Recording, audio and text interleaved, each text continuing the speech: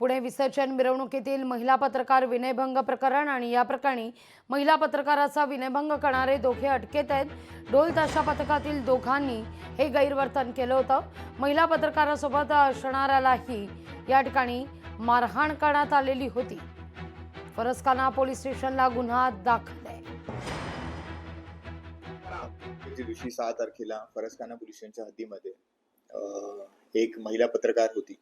त्या महिला पत्रकार जेव्हा तिचं आपलं काम करताना तिकडे असलेला ढोल ताशा पथक, त्रितान ढोल ताशा पथक त्याचं नाव आहे, त्याच्यामध्ये असलेले 2 युवक, एक युवकांचे नाव चिराड आणि दुसरा अनुज नवगिरे असे हे 2 युवक आहेत। त्यांचा आणि त्या महिलेमध्ये वाद झाला। त्याच्या पुढे जाऊन त्या दोघांनी त्या महिलेचा विनयभंग केला।